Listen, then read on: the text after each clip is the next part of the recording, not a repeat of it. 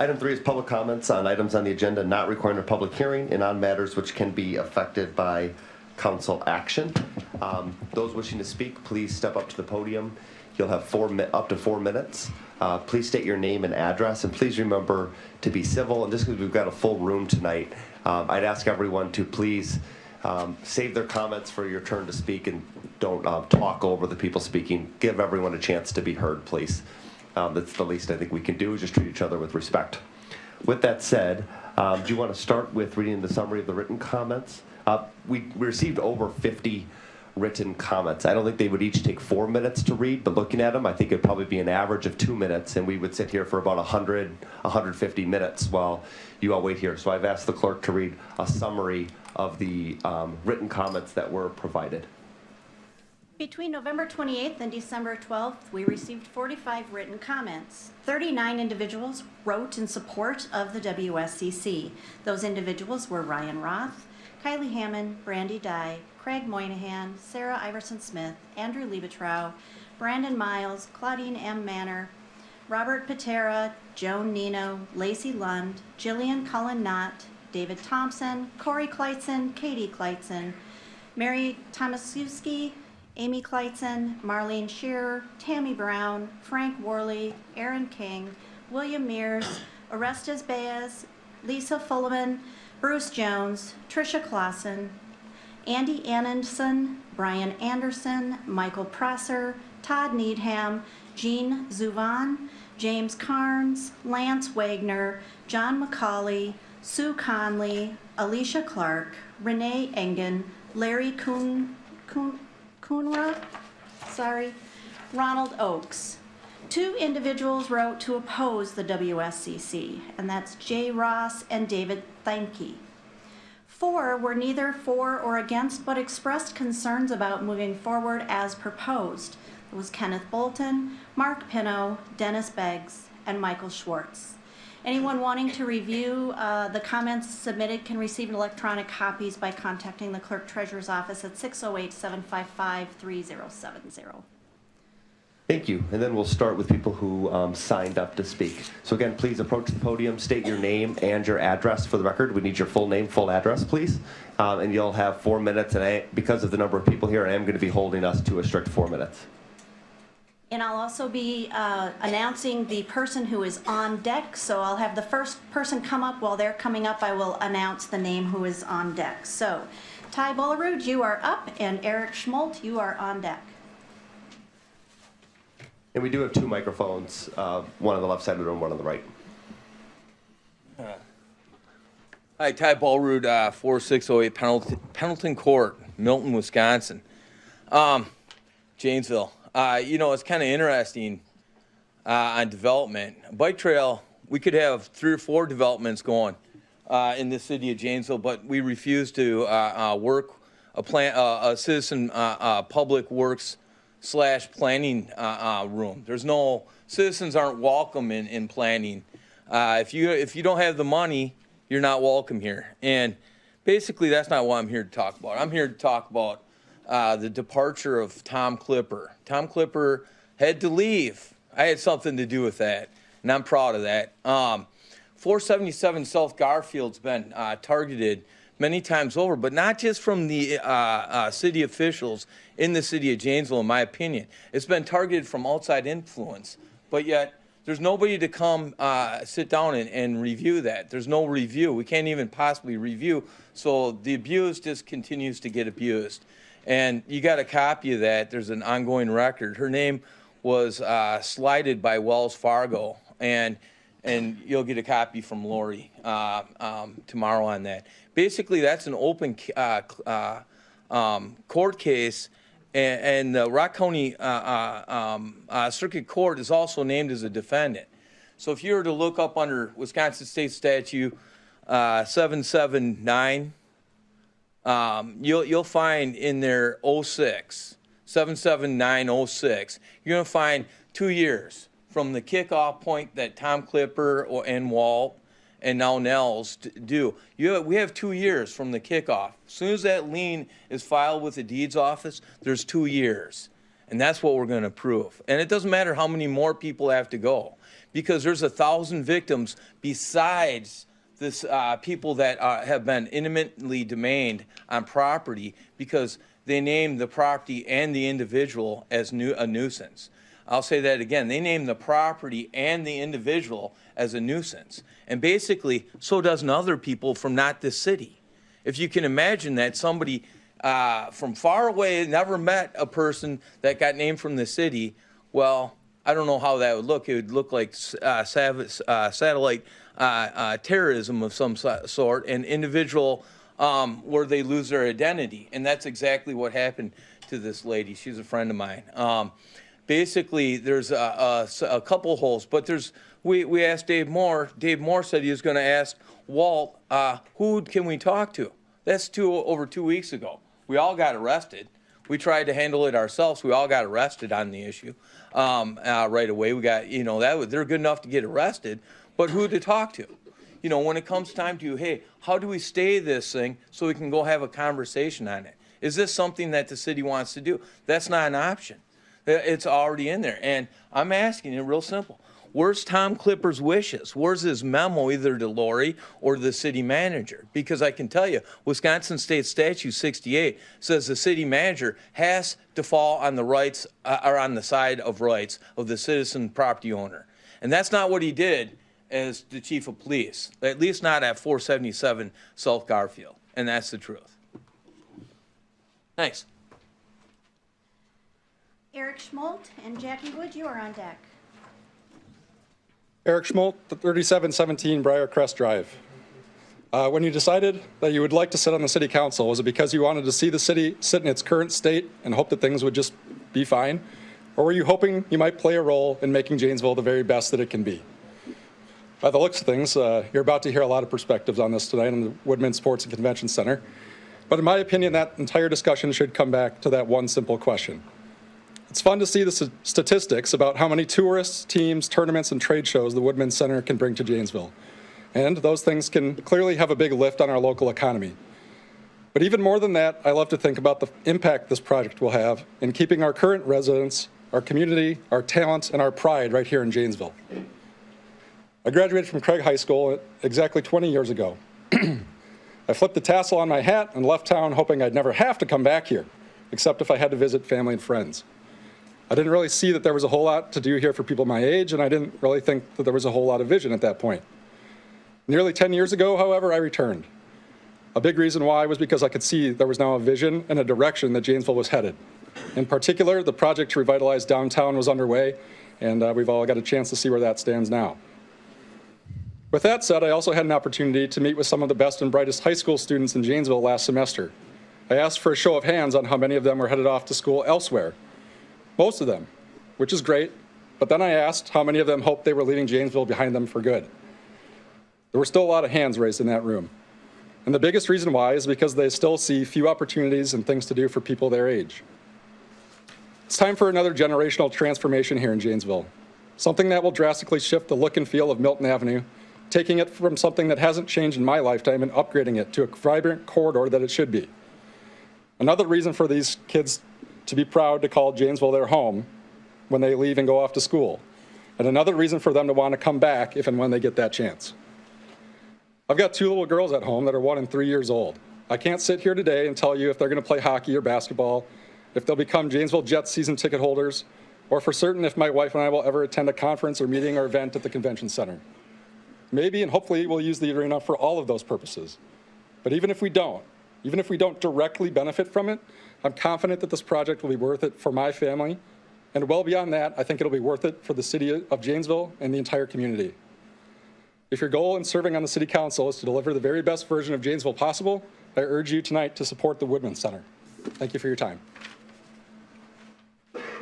Jackie Wood, Ron Kaiser, you are on deck.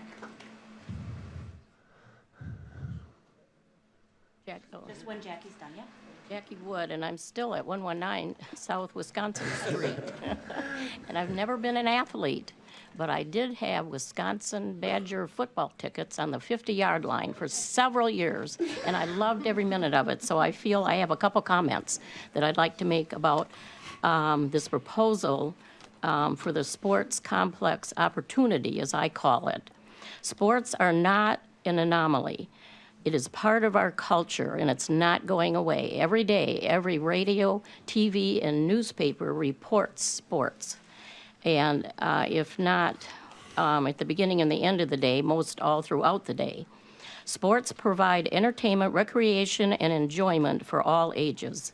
And what I feel is very, very important about this is what youth get out of sports, youth development, the skills and the life lessons they learned from sports. So the more things we can have for youth are very, very important for our future.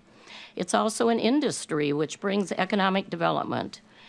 Now it is also time to support a winter sport. We have fields and gyms for all other sports.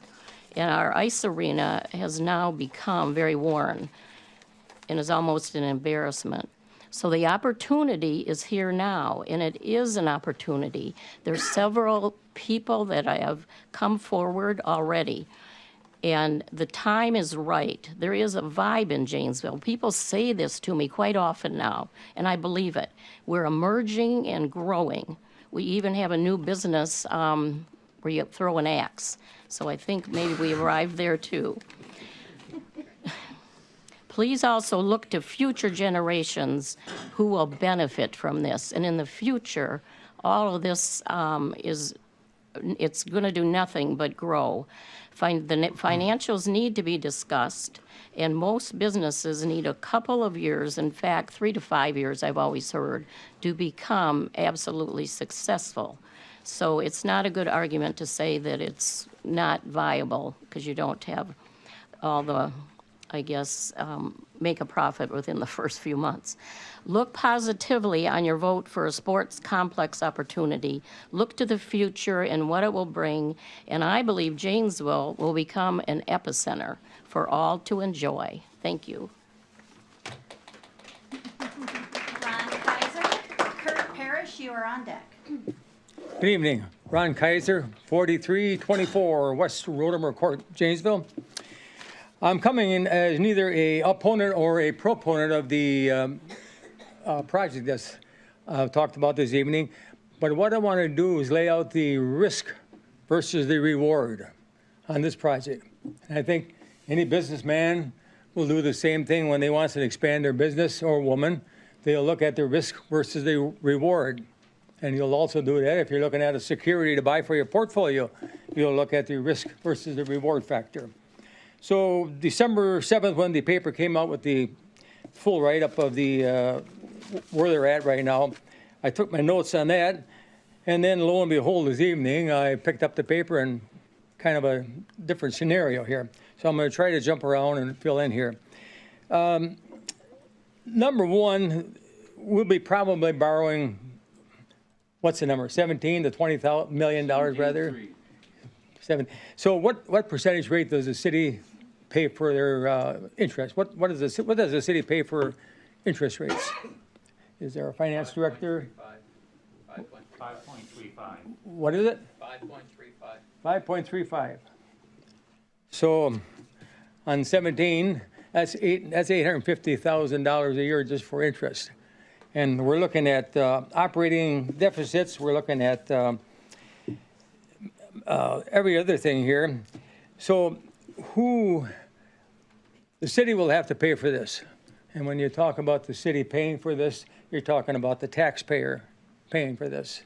Is that not a true statement? So we have operating deficits. The square footage, I just saw that in the paper tonight. That's the first time I've seen anything on the square footage, 20,000 square feet for convention space. Now, Friday, I stopped down to talk to the competitor with this project, about five blocks east of where this will be located at. I had a conversation with her, and I asked her what convention space that she has available. She said they have 28,000 square feet. They seat 950 people very comfortably. Here they're talking, I think tonight's paper, 20,000 square feet dedicated to convention space. And the reasoning behind this new convention was many companies have inquired about holding a convention here, but the space wasn't big enough. I'm a little confused here. I was told your competitor had 28,000 square feet available, and tonight's paper said there will be 20,000 square feet on the Woodman Center. So I guess I'll have to either talk to her again or some words were mixed up here. The amount of monies raised thus far. The private sector, what is it, about $6 million? And tonight's paper, the investors said at this time they weren't going to make any commitment as to what they're going to put in to this into this project here. So again, we're looking at the city, we're looking at borrowing. Taxpayers are facing the risk again, as far as I'm concerned. I think the number tonight was about $35 per $100,000 valued home would cost the taxpayers.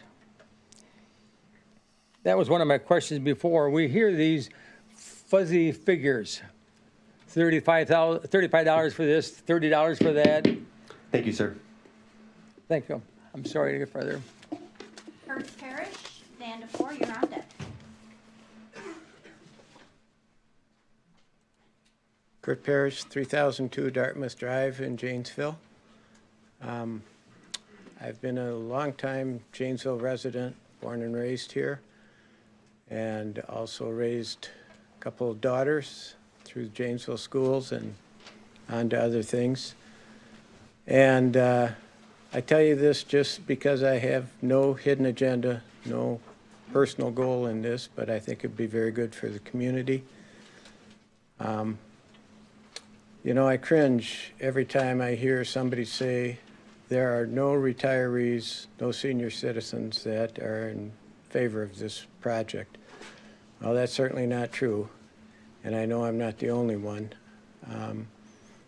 My friends and peers talk about these things from time to time, and certainly the majority of them are very favorable and think the increase in the property taxes would be very modest.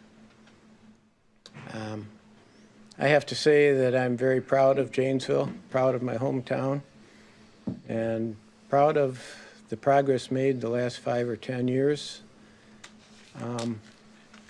All the progress that we've made since the devastating loss of General Motors. Janesville's in a very favorable place. And when I was in business, I always felt that if you weren't growing, if you weren't investing, your competition was passing you by. And I look at this the same way. And I hope it's an investment that you'll pass the resolution tonight and keep it moving forward. Thank you. Dan DeFore, Sally Horton, you're on deck. My name is Dan DeFore, and I live at 4451 Red Oak Drive in Janesville, and I'm a friend of the taxpayers of Rock County. I'm speaking tonight on the resolution for the Woodman's Indoor Sports Complex. This council is ready to commit taxpayers to at least $17.3 million in additional debt. And based on the current business plan, it will include taxpayer subsidies due to operating losses for at least the next 5 years. Tonight's resolution never once mentions the taxpayers and the taxes. This city council has allowed the city to, number one, overspend their 2022 budget this year, necessitating the city to pull $1 million of unrestricted funds to cover that shortfall. Raised taxes in 2023 by an additional $60 per year per $150,000 assessed value. And number three, have burdened the taxpayers with $102 million in debt. And this is before the sports complex debt, and as well as the potential purchase of $13.8 million in property, which they'll discuss later tonight. In 2023, the median household pay will, in 2023, the median household will pay nearly $4,000 in local property taxes and fees. This doesn't even include the average $90 per year in 2024 from the new $96 million county jail project. This taxpayer-subsidized indoor sports complex is designed by very politically connected proponents. The proponents will arguably financially benefit most from this project. The deal currently being proposed has the proponents putting in only 14% of the upfront investment, while the Janesville taxpayers would fund 34% and also subsidize this money-losing business thereafter. If it weren't bad enough, the City Council is proposing these tax subsidies during the worst economic conditions in the last 40 years and a looming recession next year. To put it simply, taxpayers are hurting, and the City Council is ready to add to their pain. And I'm saddened to say, but this City Council simply could not be any more out of touch with their constituents and their needs today. In a perfect world, with unlimited wealth and prosperity, this project is a no-brainer. As I've heard from one council member say, this project is a nice-to-have, not a must-have. While households must remove nice-to-haves from their budgets in this economic downturn, why doesn't the city do the same? Not only that, but why would the City Council add more debt on the backs of Janesville households now? I request the city to think about today's reality versus the project concept hatched many years ago. Thank you. Sally Horton and Jim Terrell is on deck. Sally Horton, 721 Hyatt Street, Janesville. I live in Janesville with my disabled veteran husband. We survive on Social Security and disability payments. So yes, any extra increase in any taxes is indeed a hardship for us. I have nothing against the athletic type. Clearly you can see that's not me. I will have to leave immediately after my comments. My husband can't be here because, as I said, he's a disabled veteran. The injuries he suffered in serving his country in 2 different services made him unable to leave the house due to pain. Obviously, we won't be using the ice rink. That doesn't mean that I don't think other people should have it. I just think that if I want something, I expect to pay for it. I don't think anybody owes me anything. And I just would ask that these able-bodied folks, who I'm sure are all very wonderful people, pay for what you want. But my big concern, like I say, is not filling the space now housed by the dying mall industry. It's rather how this whole thing was handled. And I saw a letter today in the paper from a former council member who said the same thing. We hear that there's going to be funding from different sources. Who exactly? The only sources I have seen are very wealthy people who don't even live in this county, let alone in the city. Woodman's. Mr. Woodman was very rude to my disabled veteran husband. I really don't want to see, you know, why would I care about something that's named after him? Other people, they live in houses worth millions of dollars. I don't think they're in touch with us. The other concerns that I have, we have ice rinks. People say that they're worn out. How much are they used? By the people that we're being told that this is going to provide jobs for people. But they're all low-paying jobs, the same type of jobs that are now going unfilled in the city of Janesville. In fact, even higher-paying jobs. How many people here know that they can't keep the county jail nor the county nursing home staffed? They're coming close to having to close those. And how many people, by the way, use the current ice rink? And does everybody here know that there are 2 tax-supported ice rinks in the city of Janesville? And that we have been providing a private club with a free ice rink? What's going to happen to those? Are we ever going to get any money back? As for a convention center, the Pontiac Convention Center, I'm pretty sure is up for sale. The Holiday Inn Express has a convention site. I haven't seen a lot of numbers. Honestly, my husband's care keeps me from doing a lot of research, unlike the great research that Mr. Defoe has done. But I have to wonder why more specific information has not come out. as to who exactly is providing this funding. I don't want to hear federal. I want to hear what agency. I don't want to hear state. I want to hear what agency. Who heads that agency? Seems reasonable. If you're going to ask me to put in money for something that I will never use because it's nice to have and it'll be great for Janesville somewhere down the road after I'm dead, I think I deserve that much. You're spending my money. I deserve to know what it is being spent on. It's not an unreasonable request. Now, the other concern, my last concern, is some folks are pushing for a referendum on this. Well, that's not a bad idea, except for the same folks who spent $2 million with their various plans and feasibility studies. Thank you, Ms. Horton. Thank you. Jim Terrell and Kurt Sorensen, you're on deck. Good evening. My name is Jim Terrell. I live at 503 East Home Street in Janesville. I am a former city council member, and I was born in this city over 69 years ago. So yes, I am a senior citizen also. I am not yet on the proverbial fixed income, but hopefully we'll get there soon. This project is something that the city needs. You've heard the term a want or a need, and I agreed. This is not a want, it's a need. We need to stay a top-tier city, not a second-tier city. We need to have amenities. Not everybody uses all of the amenities. I don't ride the bus. Fortunately, I can still drive my own car till my kids take it away from me. I had children grow up in this city. They don't live here any longer. My grandchildren don't live here. I don't foresee anybody in my family using this facility again. But this facility needs to be there to keep Janesville where it is as an attractive place to move to and live here. I know this issue has generated a lot of response. Approximately 7,000 people voted in the last city council election in the spring. If you've heard from 200 people, that would be a lot, and I don't think you're there. That is well less than 3% of the people who voted. Don't let the silent minority sway you. You were sent here and elected to do what you believe is the right thing to do.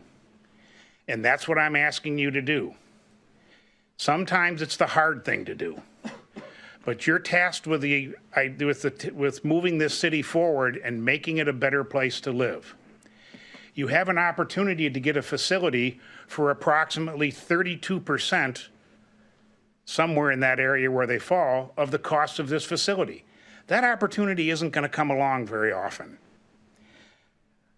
Thank you for your service, and please look forward and do what's right for the long-term interest of this city and get this facility funded and built. Thank you. Kurt Sorensen and Connor Lemerand, you're on deck. Okay, Kurt Sorensen, 2665 Kells Way. I'm talking about the Woodman Sports and Convention Center. I read the resolution and memorandum. There's a lot of speculation in there about private, state, and federal funding come across if the city commits $17.3 million to this. But it doesn't say anything in there about what if this funding doesn't come about. What do you do then? Is the city on the hook for the rest of the money? There should be something that specifies that the project doesn't go forward without this additional funding. The other thing, I really feel like the project, the user fees should be structured in a way that they pay for the cost of the structure or the facility versus having the taxpayers pick up the tab. As Mr. DeFore said, there's a lot of hardship going on right now, and I would agree with that the funding for this should be covered by user fees. Minus those things, I would encourage you not to vote for it. Thank you. Connor Lemerand and Ben Bobian, you're on deck. Connor Lemerand, 3919 Southwick Court. Hi, everyone. First off, I want to thank everybody for coming tonight and showing support. I see many familiar faces here, but for those of you I haven't met, my name's Connor Lemerand, born and raised right here in Janesville. I started my hockey career as a 5-year-old at the Janesville Ice Arena. As I got older, I wanted some more ice time. My parents started driving me to Madison to practice in a facility that could support more hockey teams. I know my parents wanted what was best for me, but my wish for the community is to have what is best right here in Janesville. When the Jets came to Janesville in 2009, I was excited my dream could happen right here at home. I was fortunate enough to sign with the Janesville Jets my senior year of high school. I played 2 years with the team. My second year, we had not only had a coaching change, but a change in how we would be viewed as a team. My teammates elected me as captain, and I didn't take the role lightly. I sat down with the new head coach, Joe Dibble, Mr. Bill McCoshen, and a few partners. They had asked me what my vision and goals for the season were. I didn't care about individual statistics. I wanted to leave the program better than I found it. I wanted the Janesville Jets to be a staple in the community for years beyond my playing career. I knew the only way to do that was to volunteer time in the community. We set a team goal to volunteer 2,000 hours. At the end of the year, we missed the playoffs by 1 game, but we laid the foundation to be involved in the community. That was more important to me. At the end of the year, Ford Janesville awarded the Jets with a Community Improvement Award, and every year since, it's been a team goal to volunteer 2,000 hours. The Jets are now not only a staple in the community, but a place for hometown kids to have their dreams come true. I went on to play in the USHL and earned a scholarship and a degree from Miami University. As I've heard the council say, we're at a fork in the road. Do we want to be, and I wish we did, we could have, or do we want to be a community that had a vision to invest in the city? I see the WSCC as a facility for my grandfather to listen to a keynote speaker with his Kiwanis friends, my neighbor to play a drop-in basketball game, my nieces and nephews to host a birthday party during a public skate, or a place for myself to watch a Jets game on a Friday or Saturday night. I hope in the future when you drive down Milton Avenue, you too can see a facility that has the ability to bring this community together for years and years to come. Thank you.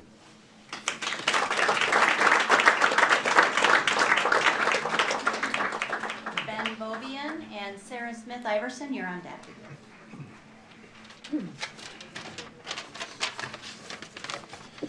Good evening. My name is Ben Vobian, and I'm here on behalf of Janesville Youth Football, where I serve as vice president.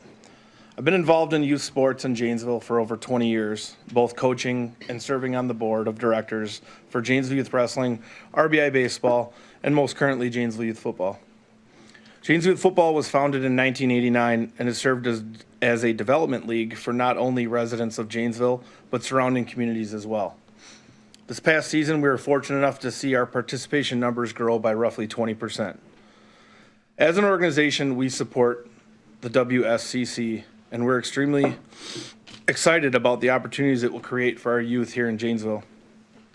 As more youth programs seem to be growing like ours, we are seeing a need for both gym time and gym space. 4 years ago, Janesville Youth Football implemented an off-season program for middle school athletes to start working on strength and agility at both Craig and Parker high schools. We run this program in late winter through early spring and often have difficulty carving out gym time around their academic schedules. We have also had numerous inquiries over the years to coordinate winter football skills clinics and camps for kids to attend, but quite frankly, we don't have the resources or facilities to accommodate these requests. Having the WSCC available would be extremely advantageous for us to expand our off-season programs. In closing, on behalf of Janesville Youth Football, we feel the approval of the WSCC will bring substantial new opportunities for our youth to be in the gym or on the ice instead of at home or on the streets. This venue will also bring visiting teams and their families to Janesville to see all of the great things our city has to offer and even make our city more attractive as a place to call home. We strongly believe that a vibrant youth sports culture speaks well of a community, and this is a transformational opportunity to put Janesville's stamp on the region. By doing so, Janesville will be a better place to work, live, and play. This is what is best for our entire community, including Janesville Youth Football. Thank you for your time.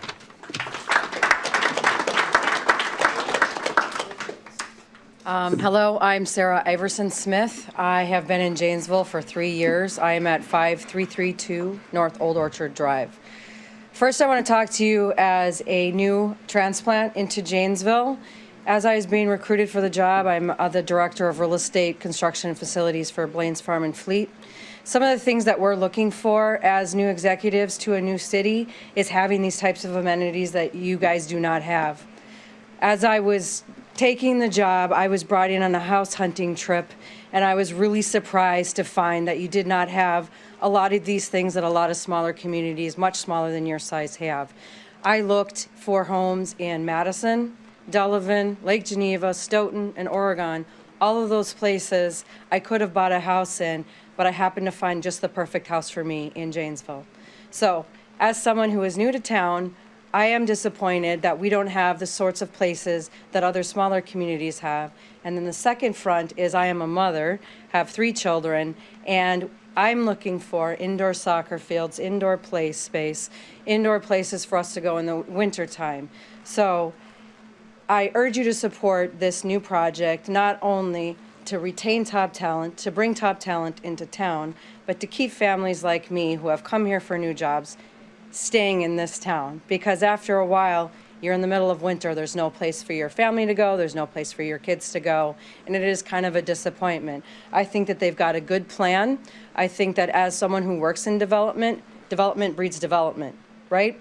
So you develop this small space, you bring people into town, not only are you bringing in tax revenue, but other places are going to want to come here too. You've seen already some transformation in Janesville. I think we need to keep the ball rolling by bringing in something bigger that's going to bring even more transformation. Second, from a development standpoint, this only makes our town look better because we no longer have a massive vacant dark box that nobody is using and has been sitting there without being touched, without a real plan for a number of years. Again, development is important. I know people are worried about their taxes, but think about if your taxes go down when we have more big businesses coming into town because they want to be here, because now you're bringing in not only conventions, you're bringing in tournaments, and then finally, in the wintertime, we really do need a lot more places for the kids to play, the families to play. I know if you feel like you don't have kids that it's not important, I also played in adult soccer leagues. We have nowhere to do that here. If I want to play, I have to drive up to Madison. That's the kind of stuff that this town needs to keep young, vibrant families not only moving here for good jobs, because it doesn't make sense to bring in all these businesses, to bring in people like me from out of town, to then not have things that want to keep their families here, eating in Janesville, working in Janesville, and playing in Janesville. Thank you for your time.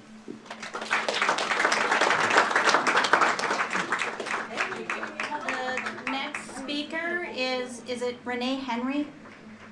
Is that the last name? Okay.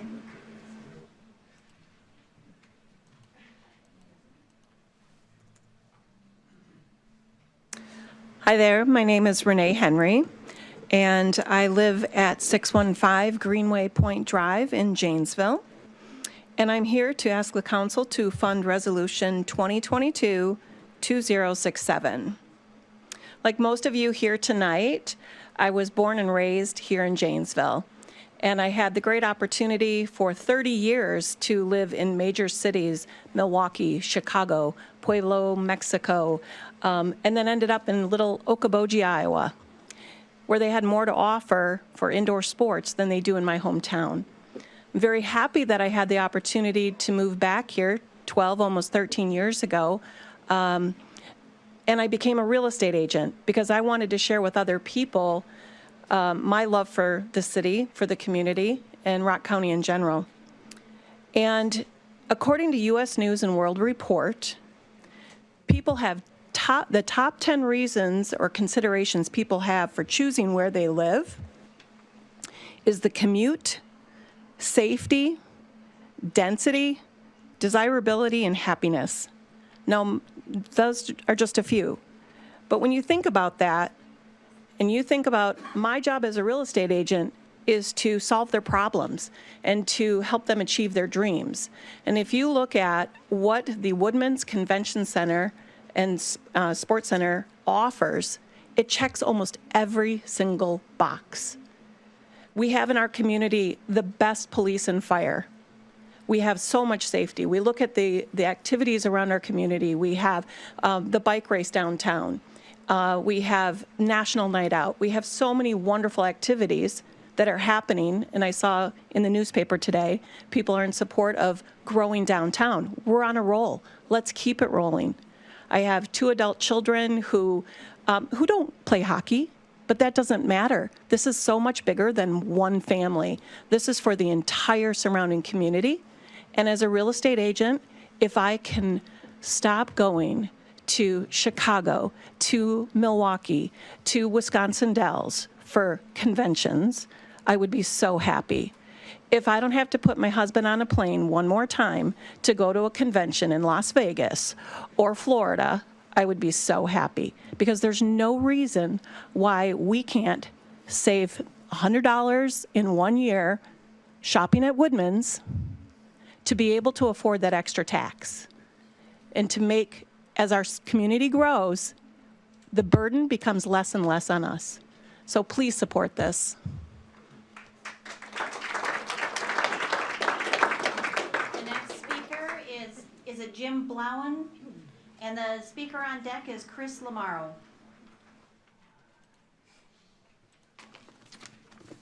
Good evening. I'm Jim Blauen. I live at 814 Hyatt Street. I'm relatively new to Janesville, 3.5 years. I read this report dated December 1st. All good stuff. But what I have on my mind is this. I'm a homeowner in Janesville. The demographics of the city don't meet with putting the cart before the horse. Bring businesses here first and then provide all this stuff. What you're asking is a taxpayer to pay for somebody else's fun. I used to ice skate too when I was younger, and the lakes were frozen around here. So I moved here because I found friendly folks, whether you like my thing tonight or not. I found friendly people. And the taxes were cheap on the apples to apples house, same size house. There were jobs here. That's a matter of opinion, but there were jobs available here. Whether you choose to take one or not is a different story. I've come from, for a while I had to go to Las Vegas because you couldn't get a job here in Janesville or Milwaukee or whatever. There was a period of time. And I worked for the Coast Casinos group. They had 3 ice arenas. The casinos paid for those ice arenas, and none of them were self-sustaining. But it's a draw to bring people to the town. So I agree with the lady from Fleet Farm, or Farm at Fleet. Yeah, it's a draw. But just don't ask for the taxpayers to pay for it. There's got to be a different way to fund this stuff. The Pettit Center, I'm sure you guys are well aware of that.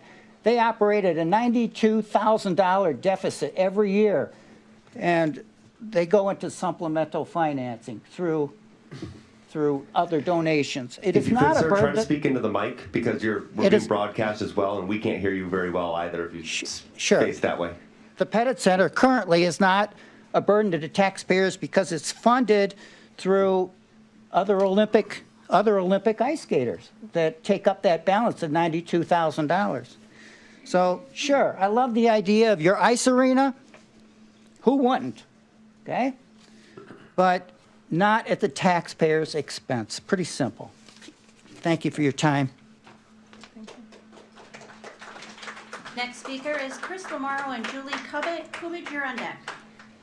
My name is Chris Lamaro. I live at 2344 Wood Drive in Beloit. I know I'm not a Janesville resident, but this still affects us. I did a little research before I came here today, and I found that there's approximately 180 venues for conventions in Rock County alone, most of them in Janesville. They handle sizes anywhere from 1,200 to 100 people. This does not include the smaller and medium restaurants that also have facilities to hold parties and business meetings. There's also 4 ice arenas in this county. Another ice arena can be built, but I also think it needs to be built with people donating money to it. Have a club. Have a membership. But why are the taxpayers doing that? You push to spend tax dollars for county-owned convention center and ice arena, and that is going to take revenue away from those other convention facilities, the other ice arenas. It's not just going to take money away from them, but you're also going to increase your taxes with less revenue that they're making. The other people it's going to affect is their employees. They won't have as much work. And then there's the secondary roll-off from that, which is the people who are caterers, entertainers. These private venues also support themselves. They pay their utilities, they pay their maintenance, they pay for upgrades to their facilities, they pay their insurance costs, both for the building and liability. That's something that you're ready to burden a taxpayer with, which is not fair. Mr. Benson, on November 22nd, I read a little interview you had. You said you had 80 to 90% support, but you failed to say how many people that was. So I was just kind of curious. And if many of those citizens, hopefully it's many, decide that this is the thing to do, it would probably be advantageous for them to start a fund drive to build the convention center and the ice arena. And then again, like I said, let them charge membership. At this time when citizens are paying 40% in inflation, just to be able to feed their families, pay their utilities, pay their mortgage, pay their rent, this is not a great time to tax them more. They are already facing financial hardships. Please do not do this. Please wait. If nothing else, wait. Thank you very much. Julie, and then Matthew McBride, you're on deck. Good evening. My name is Julie Cubbage, and I'm the general manager at Uptown Janesville at 2500 Milton Avenue. I would like to take this opportunity to tell you that I'm in favor of the Woodman Sports and Convention Center, and it's not just because I'm the manager of Uptown Janesville. It's because I see the potential that this facility will bring to this community. I've been the manager at Uptown Janesville since May of 2012. I've been in the retail business for over 25 years. I worked in Madison at both East and West Town as a manager in manager positions. And the developer that owned the property before Rockstep would have never, ever considered giving it to the city for $1, their prime piece of real estate. What is unheard of. Andy looked at the mall and he saw potential there. He knew that Sears was going to leave. He knew that Boston store was going to leave. But he saw the potential in this city and he bought the mall anyway. And then when the facility came into the Visitors and Convention Bureau, which I am a board member, I was like, wow, this is a game changer. And that is my exact words. I said, this is a game changer. This is going to change this community. It's going to bring people here that would have never come here before. People come to me and they want me to bring Apple here. Apple's never coming to Janesville. It's not a big enough community. But other stores that you like will come here if you shop there. The problem that the mall is going through right now is we're struggling because of online shopping and COVID. When we reopened the mall after being closed for 72 days, we lost several retailers.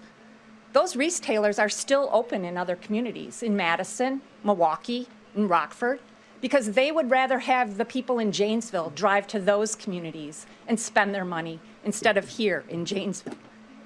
We cannot make the mall better without something like this to help bring people and businesses to this community. The Janesville Mall was one of the highest taxpayers in the city of Janesville. With the empty Sears and the empty Boston store and all the other stores that have left, we no longer are the most paying the most taxes in Janesville. Somebody else is doing that. And if you want to see those taxes go back up to where they were and see the sales tax come back, then you need to vote for this project and bring it to Janesville. Because it's not just going to fill the mall. It's going to fill Milton Avenue. It's going to bring things here that were never here before. Wouldn't it be nice to have some family entertainment? I've heard many of you say there's nothing in this community for children to do. There isn't. But maybe, just maybe, a family entertainment center will come. Because they're going to have to fill that time between those gaps in those games. or during those conventions. So I would urge the council tonight to make that project happen, because if you don't, somebody else will. Sun Prairie, Verona, they all have facilities like this. And somebody else close to you will build this, and then you've missed your chance. Thank you.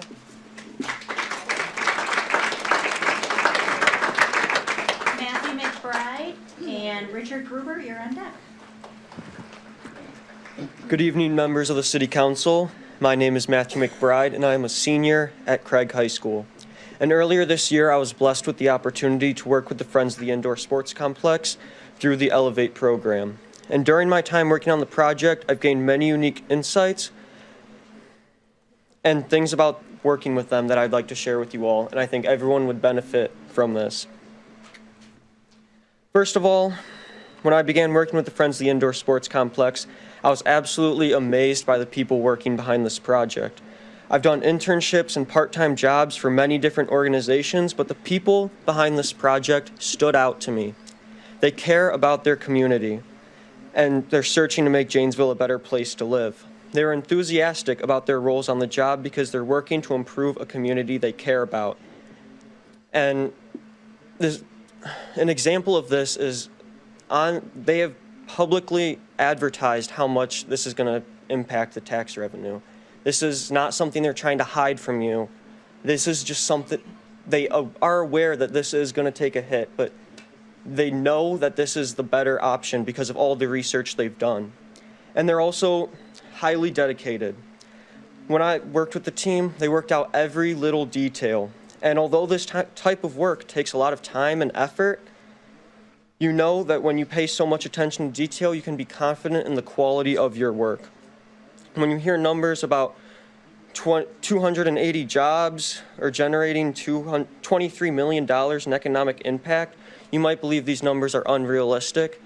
However, the work this team has always put out has always been to fidelity, and it can be trusted that the Friends of the Indoor Sports Complex will always provide the most accurate figures. Now, these staggering numbers are a result of high demand. Throughout Rock County, there's not very many facilities like the sports complex that's being proposed. And this attraction of so many individuals will help grow Janesville's economy. Beyond the economic impact, the creation of the indoor sports complex would make a huge difference to the people in the community. Growing up, I've always been an athlete, and I've seen the importance sports has made on my life and the lives of many others. It grows dedication, hard work, teamwork, communication, leadership, among many other factors, and building the indoor sports complex will make sports more available to many young athletes. They give them tools they need to succeed and build characteristics in leaders for the future of Janesville. The City of Janesville and the Friends of the Indoor Sports Complex have a unified goal: to make this city the best place to work, live, and play. The pursuit of this goal has inspired the people behind this project to seek a perfect opportunity for Janesville to improve itself economically and in its communities. And I trust all of you will vote in the best interests of the city and create a brighter future for Janesville. And while I have a minute,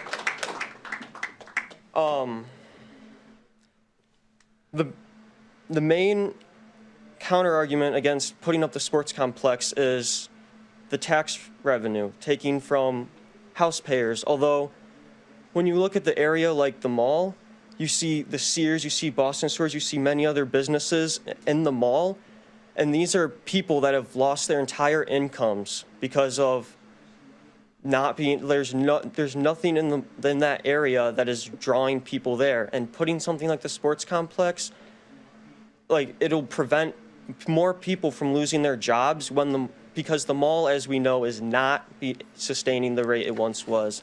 And genuinely, just making a change in that area is going to be a huge impact on the incomes of many others and economically stronger.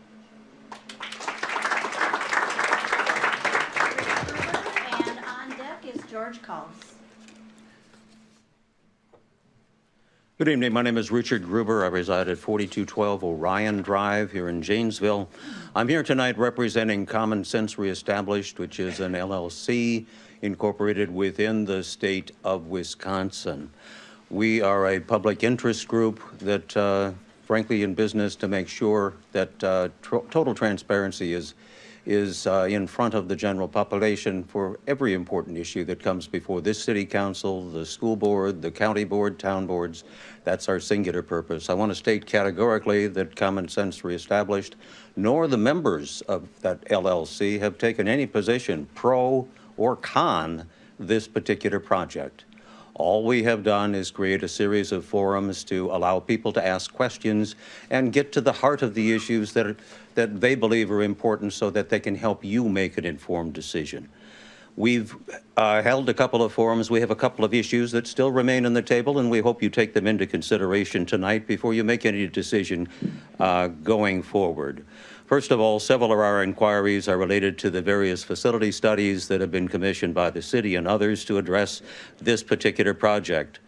The planning assumptions for these studies should be predicated upon a detailed operations plan. That operation plan is an extensive plan that, frankly, we have not seen and would be very interested in seeing, and we find it very difficult to make projections with any validity without having that operations plan in hand so that people can get a sense and feel for what is the potential of the facility. Second, we're questioning the projected outcomes from the already what I believe to be conservative numbers that have been shown. Because that operations plan doesn't lay out the premises by which it's based, if in fact it exists. They have not been able to show us anything that relates to the current market analysis of events currently going on or potential events that are going to be coming on board within this particular area.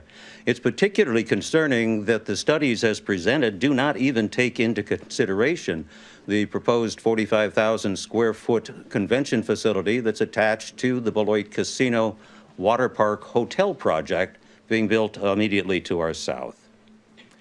We're concerned that the current studies don't take into account and provide any justification for numbers that look at the issue of the fact that they were created pre-COVID pandemic market conditions. They don't take into account current inflation rates, which are at a record high. They don't take into account the current cost of borrowing, which for municipal bond market is in the 5.5% to 6% rate.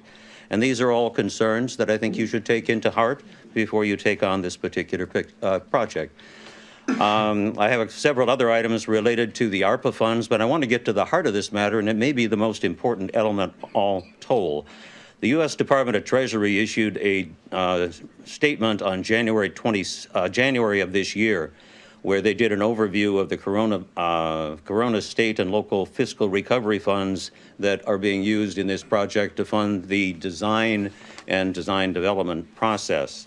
I quote from that study, "Treasury presumes that the following capital projects are generally ineligible," and they list construction of new correctional facilities as a response to an increase in rate of crime, construction of new congregate facilities to decrease spread of COVID-19 in a facility, and construction of convention centers, stadiums, or other large capital projects intended for general economic development or to aid impacted industries. I will be happy to provide you with a copy of that guidance if you don't perhaps have it in your possession. We don't make any judgment in this matter. We simply raise it as an important issue that you need to take care and address. Thank you. Thank you very much, and hold the applause. George Collis and Billy McCoy, you are on deck. Good evening. Good evening. My name's George Collis. I live at 139 Forest Park Boulevard, and I've been a Janesville resident since 1979. I'm here to express my support for the project, the proposal, and I hope the council does as well. I think my belief is this, I think this is a really great opportunity for Janesville's growth and enhancement. Actually, it's a very timely one as well. The proposed site is virtually a gift to Janesville. And we all know where it's at. We know it's a huge traffic area. All the businesses, not all the businesses, but a lot of businesses, restaurants, hotels will all benefit from this. The the cumulative effect, I think, will be really, really high. Janesville itself, we're on the doorstep of Illinois to the south, Milwaukee to the east, Madison to the north. So I think we're in a really good centralized location to draw a lot of interest in the sports complex and the convention center. You know, there's a lot of emphasis put on the sports complex, but it's really both. They're both big deals, and I think we need to keep that in sight. It's not just one or the other, it's both. And that'll only help each other. Why timely? The current ice arena is old and outdated. It's been, I think it's 50, 60 years old. And to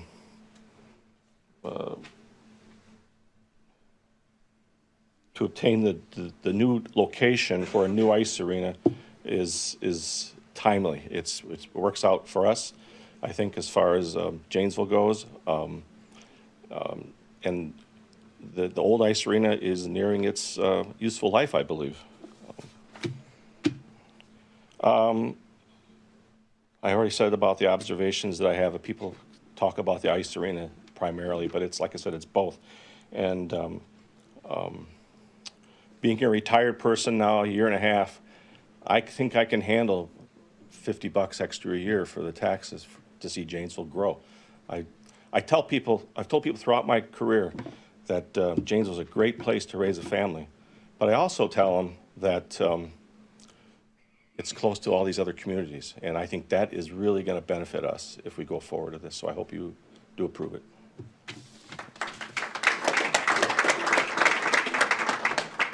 Billy McCoy and Paul Emmerich, you are on deck. Bill McCoy, 1326 Putnam Avenue, Janesville. I'm not for this thing. Property taxes, we can't afford no more. The wheel tax thing and everything else you guys put us in deeper and deeper and deeper in debt. We've had enough of you guys. This thing should be thrown out in the dump where it deserves. I'm glad he brought up a few minutes ago the information that we already knew about it after talking to our congressmen and things, that this COVID money was not supposed to be used for. We already knew this. You spent that $2 million for this. Plus now you want to spend another 17.3. Well, we're going to have over 19.3 invested in this thing.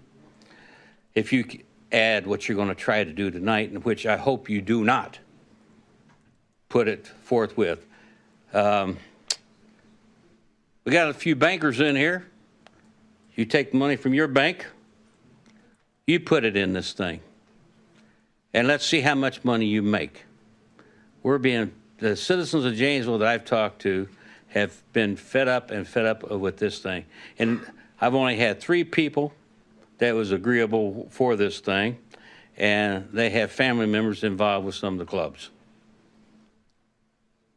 All my other people that's called me and talked to me has said, no, this needs to go to the graveyard. Go back and redo it. Come back with the truth about everything. Where the money's going to come from, instead of robbing us citizens on our property taxes where we don't know where we're going to be able to get it. We're on fixed income, we're on Social Security, and what little bit of pension we get, enough is enough. It's time for you people to stop what you are doing, and enough is enough for this.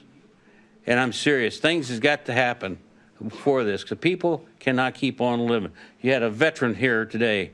His family is hurting. You should have been in your hind pockets passing out money to her. That's what you should have been doing, instead of worrying about this cotton-picking Woodman Center.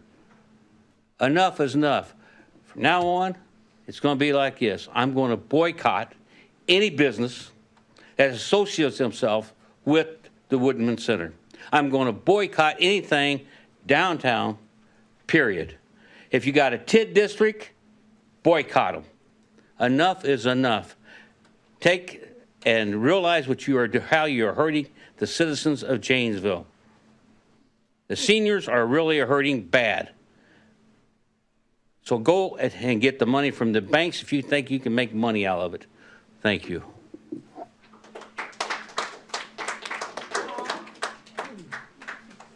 And on deck is Hannah Chady.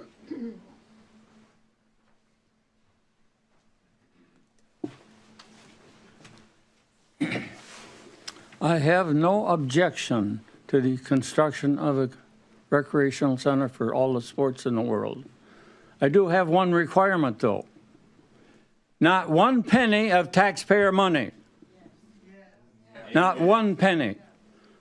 Everybody that's interested in sports, be my guest. Put up your own facility at your own expense. I am not in the business of providing a retirement income for the owner of the Jets or the owner of any other sporting goods. Not one payer, not 1 cent of taxpayer money should go into this project. We have looked at the financial reports supposedly supplied by the Janesville Gazette. We're going to be losing money through 1928, and after that, the bottom of the pit opens up and God knows where you're going to be. Not one penny of taxpayer money is the guiding proposition of all of this. No, I did share throwing footballs, and the same share I threw hay bales. My dad died at 98. The lack of sports in my family didn't hurt one single bit. My dad never owned a baseball bat. He never owned a glove. He never owned a baseball or a softball. He still lived to be 98. We have all these sports people telling us how wonderful it is and how good it is for your health. Baloney. Take care of your own health through proper diet and ordinary exercise would be sufficient. Have a good day.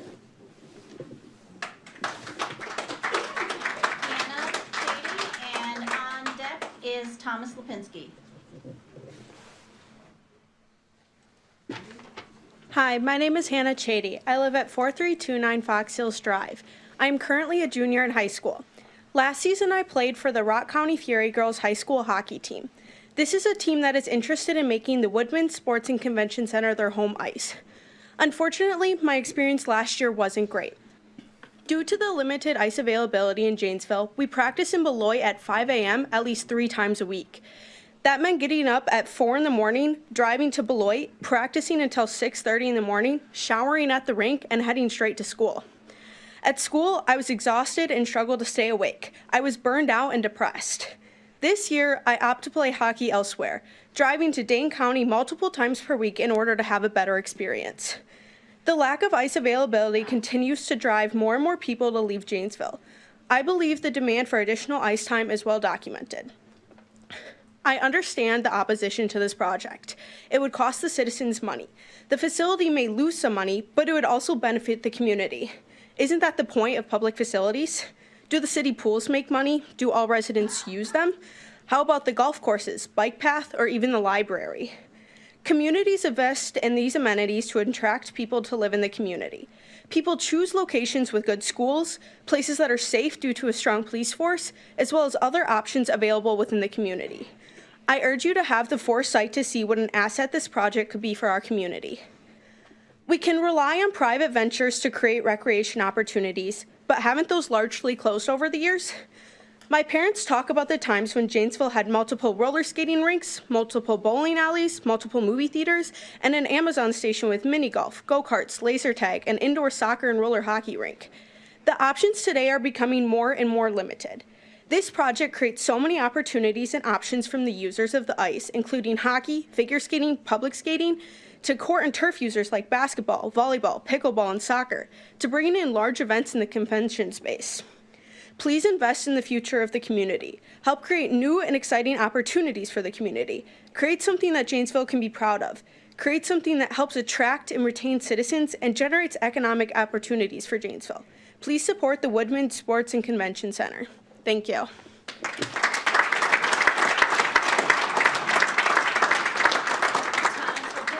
And Jimmy Doyle, you're on deck. Tom Lipinski, 1828 North Hawthorne Park Drive in Janesville. Members of the Janesville City Council, residents of Janesville, and other interested citizens. On tonight's agenda is a momentous decision impacting the future direction of the city. the City Council is being asked to commit taxpayer funds to the construction and operation of the Woodman Sports and Convention Center. I have followed this project since 2018 and have attended many of the Woodman Sports and Convention Center Design Committee meetings. I passed the Certified Public Accountant exam in 1978 and worked for a regional CPA firm evaluating business plans and financial data for over 14 years. First, I have reviewed the Ballard King and Associates Limited operational analysis. My first question, area of concern, is the true amount of the operational loss in year one. It is a reported loss of $46,235. Or does it need to be increased by the $20,000 of potential revenue from solar electricity generation, the potential $100,000 of sponsorships, and the $85,000 in operating subsidy from the Janesville Area Convention and Visitors Bureau? Accounting standards would report an operating loss of $250,000, possibly offset by a subsidy and other potential revenue sources. Given the city budget constraints imposed by our state government, what services in staffing will the city be willing to cut to cover operating losses at the Woodman Sports and Convention Center? This past year, we learned that it costs approximately $100,000 for each police officer employed by the city of Janesville. Will future city councils have to cut police officers to fund losses incurred by the Woodman Sports and Convention Center? Next, I reviewed the city staff materials available to the members of the Janesville City Council for tonight's meeting. Since I do not have a voice nor a vote in tonight's deliberations, I would like to request an amendment to the resolution to provide borrowing and public funding to be an amount not to exceed. If the amount approved tonight is $17.3 million, I would ask that the approved resolution say an amount not to exceed $17.3 million. It is disclosed that in addition to the $17.3 million committed of taxpayer funds, the grants to be applied for may require additional local matches.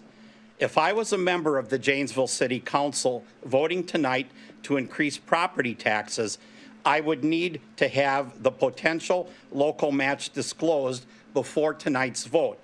I'd hate to commit $17.3 million of taxpayer funds only to learn that the taxpayer's share is actually $20 million, $25 million, $30 million, or more. Finally, as a property tax payer, I would feel better if Forward Janesville matched the $17.3 million borrowed with new fundraising in addition to the naming rights deals and the fair market value of the demolished Sears building. I think at prior council meetings we've heard that a lot of the taxpayers don't support it. I think if Forward Janesville were to commit to raise $17.3 million, that this sharing of property cost between the property taxpayers and the businesses would only seem fair. Thank you. Jimmy Doyle, and on deck is Duffy Dillon. Good evening, Jimmy Doyle, 847 Tower Hill Drive. Like I said, my name is Jimmy Doyle. I'm the current captain of the Janesville Jets, and the Jets are not the first junior team I've played for. I've played for 3 other teams previously, and I can honestly say none of the towns I've lived in have compared to living in Janesville. The team I played for previously, I remember being miserable there. No community service work. Town had nothing to offer, and I was completely losing my love for the game. I did not enjoy playing hockey, and I contemplated quitting. And Joe Dibble and Bill McCoshin reached out and gave me an opportunity to play here in Janesville, and it has been nothing but great since. And I've reignited my love for the game and my passion, and honestly, the only thing missing in this organization is a new rink. I've played in 2 other teams in this league, and walking into their rinks and hearing them talk about our rink, their rinks put ours to shame, to be honest. We've taken pride in playing in the rink we play in. It's our little hangar, you know, we pack the barn. It's fun to play in, but I do think it's time for a new rink, and the Billets, I don't know if you guys know, we live with Billet families here. So some of them are here today. Like, we live in their house and we become part of a family with them, and they support us, and the fans at the rink have been awesome to us. And I think they deserve a new place to come into instead of a freezing cold barn and watching us play. So I do think it's the best thing for the organization and the town. Thank you.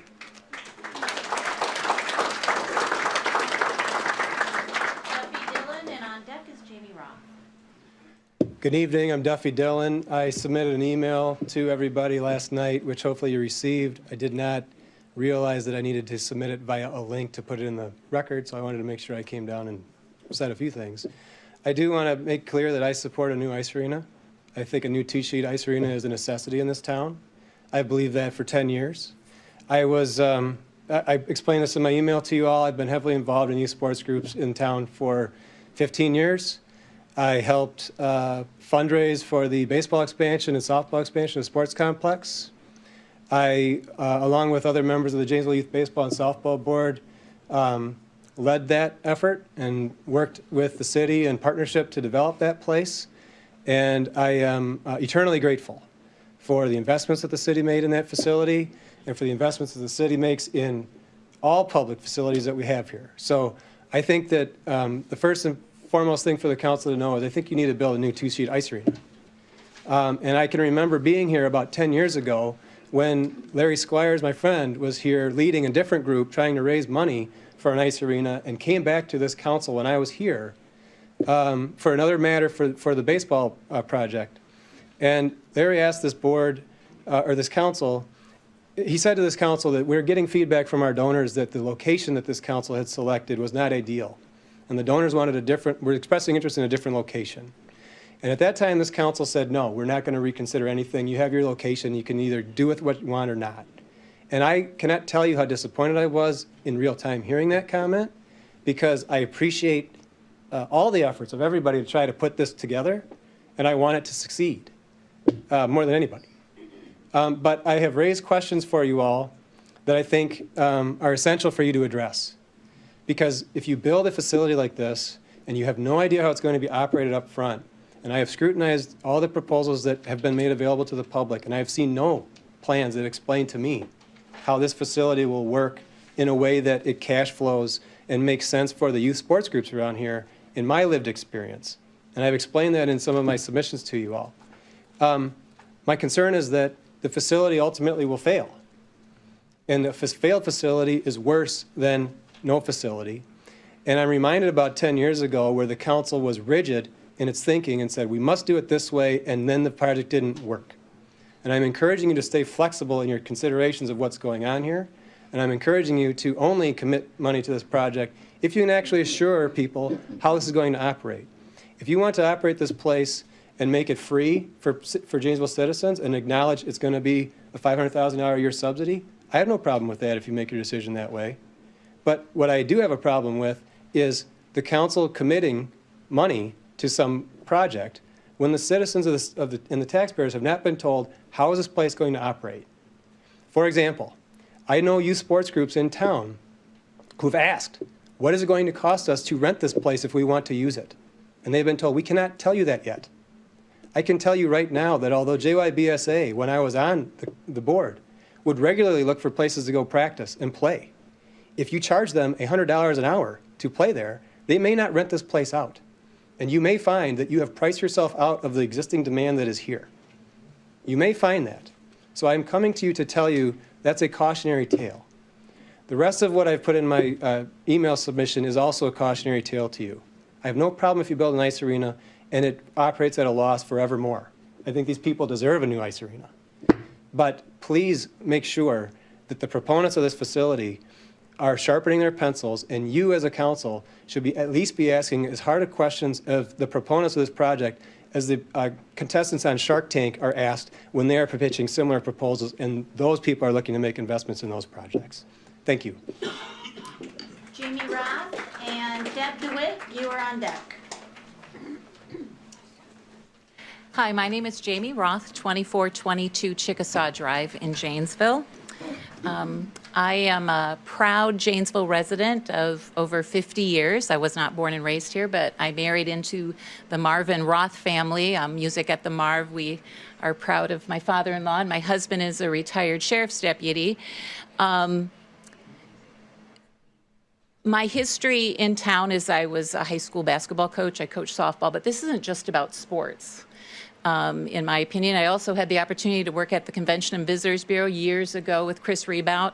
Took plenty of phone calls for people looking for places to have conferences. And I also worked at a Grace Hospice Care, and my job was to co-facilitate the building of the inpatient unit on North Wright Road, and I was also the person responsible for raising the $6.5 million. Let me first tell this group that there are a lot of people in this town that do have resources, that's how we got a Grace Hospice built for all of us. It's how Health Net, it's how the Humane Society, there are a lot of very generous people, but there are a lot of people that $50 is a lot to them, but it makes a difference. And your $50 gift to this every year is your gift to making something better for people, for something that you may never use. And that was not lost on me. My husband and I are not rolling in dough. We have been, we volunteered, we've worked hard in our community. We try to take care of our home. We try to support projects. We try to support people that we believe in and that we trust. I do not know everything about anything. I know just a little bit about a lot of things. And what I urge you to have is trust the people that have been in the positions for a long time to help us come to these projects and these proposals. I've heard about people thinking conferences just need this blank room. You don't know about the breakout spaces. You don't know about all of the other spaces that they need within that footprint. We're trusting the folks that have put in all this time for this proposal, and I hope you trust them too. The other thing is as a city resident, I don't have a vision for everything, but I do hope that my council has a vision for what I can't see. And I do know that Milton Avenue could be zhuzhed up a little bit. And I think this could help toward zhuzhing up Milton Avenue as we go into our downtown. I never would have come up with what they came up with downtown on my own. I couldn't envision it. I love it now when I go down there. When we gave a gift to the Music at the Marv, the stage, the Lower Courthouse Park, they came to us and said, could we name it after your father-in-law, you know, Music at the Marv? We never could have envisioned that. We get to hear his name all the time. So I ask you to trust the information that you have. You know, you can't fully say everything is just that way, and I have empathy for everyone who said that $50 is a lot in taxes every year. I get that. My kids went to parochial school. I still was happy to pay for my city taxes for the schools. Never been to the senior center, even though I can go there now. I've never used the bus. But those are the things that make our city strong. It makes it wonderful. It makes us proud to live in Janesville. When I worked at a Grace, I had to go up to all the board meetings in Madison, and it was right after GM closed. They'd all say, oh, how's Janesville? I'm like, Janesville's great. So please, I ask you to support this effort. And Kay, Andrea Breyer-Moon, you're on deck. Does anybody else think it's warm in here? Ooh. My name is Deb DeWitt. I live at 3413 Sheffield Drive. I have been a citizen of Janesville for many decades, my entire life. I won't say how many that is. Anyway, I'm a senior citizen as well. And one of the speakers here was a young 17-year-old gal that said everything I was going to say, and I thought, how remarkable is that she can see what would be wonderful for Janesville, not only for her and her hockey interests, but for many, many other reasons. I always hear how difficult ice time is to get. Just recently, there was a little blip in the Janesville Jets schedule. They have to go play one of their games on the Beloit rink that's, kind of outside with some walls. And that's not really ideal. Janesville, I've been a part of the Janesville Jets program for almost its whole 13 years that they've been here. I'm a billet to these boys that come through here. And it is, again, not just about the Jets, but they're a wonderful organization of young men that provide a lot of community service to this town. I don't have a whole lot of time to list all of the things that they do, but it's hours and hours and hours. As a realtor for a number of decades in this town, working with relocation, our relocation department, when people come to this town, they want to know what is there for our kids to do. And the list is short, honestly, for what I can tell them. And what one of the advantages is we're plunked in between Milwaukee, Chicago, Madison. Minneapolis isn't even that far away. And I think this convention center and ice arena will draw from all of those large communities.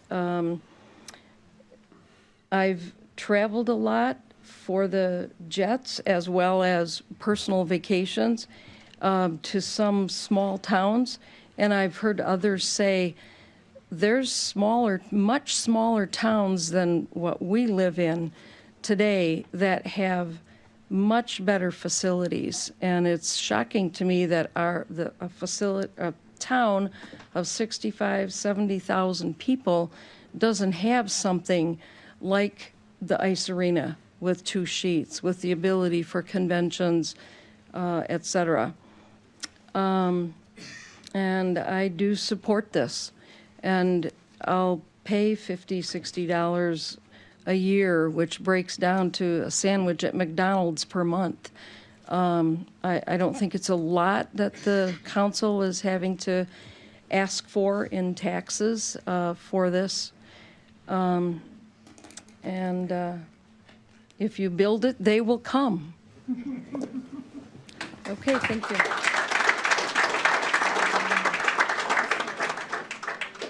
Andrea, and then Lisa Burnside, you're on deck. Andrea Briarmoon, 339 South Locust Street. We're not talking about taxpayer funds of $17.3 million. We're talking about debt, because that money, we don't have it yet. We haven't collected it yet. Our streets still haven't been repaired. We're borrowing money for that. We're forced to have sidewalks, but unlike Milton, we're also forced to pay for them as individual taxpayers and forced to replace them and repair them and shovel them. Smaller communities have amenities, such as maybe Beloit. I know there's people in this room that know Diane Hendricks personally, and when she puts her name on shit, it's because she picked up the entire tab. It's not because she paid for the lettering. So if you call it the Rock County Hendricks Sports Complex, maybe we wouldn't be here asking for you guys to do something incredibly unconstitutional, which is to pretend that the city of Janesville is a business, which you're not, and pretend that you're commercial financial lenders, which you're not. There's some heavy hitters in here. I've overheard some conversations. There's like 3 or 4 bars at the country club. You get 10 or 12 of those heavy hitters together and a bottle of bourbon that's top shelf. Bourbon's always top shelf. And are they going to use their own money if they can get y'all to borrow it and pay interest? They're not stupid people. And it's embarrassing when I hear someone come up here and say, this benevolent person donated it for $1. Honey, if you knew how he did his taxes, that guy is real happy about the tax write-off he's getting for that $1. And it had nothing to do with benevolence and, oh, just love my town and all that, mushy stuff. Okay, what's really embarrassing for me living in Janesville and in the state of Wisconsin is that when people move to the state of Wisconsin, they call our property taxes Wisconsin's second mortgage. And that's what you guys are adding to. And that's what's driving people out of Wisconsin, the brain drain.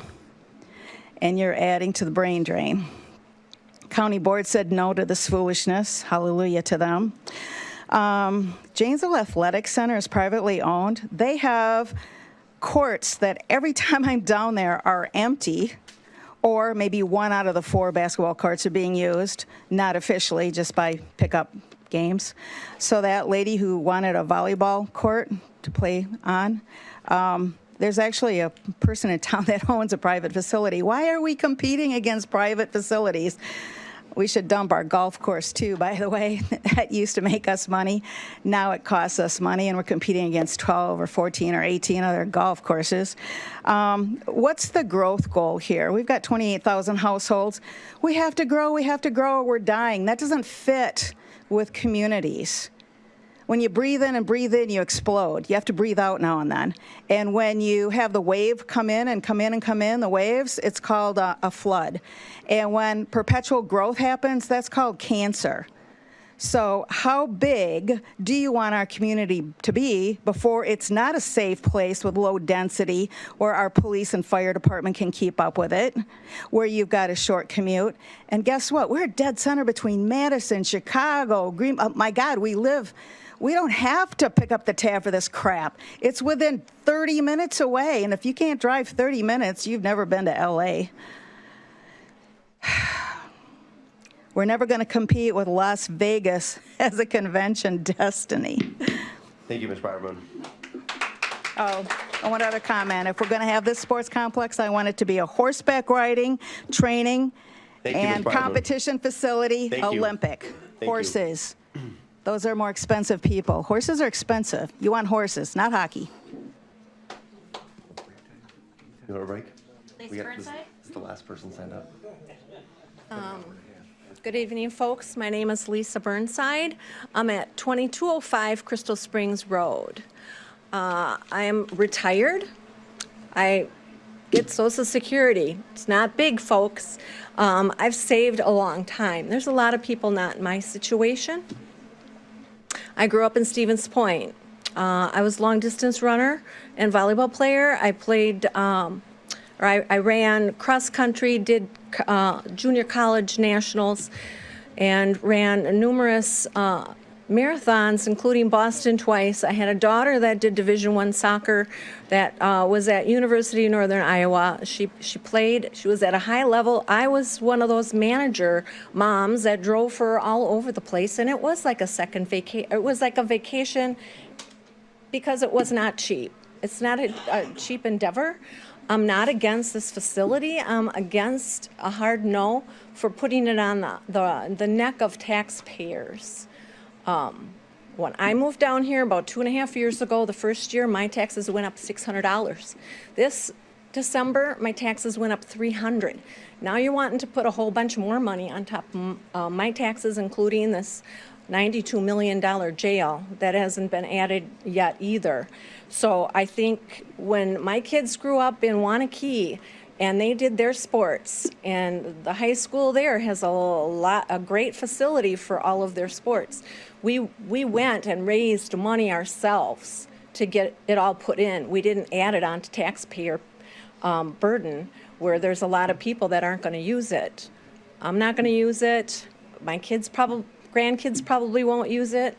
But I'm not saying that it's not a good thing, and I'm not sure you'll find the workers for it, as you also don't have enough workers at the jail.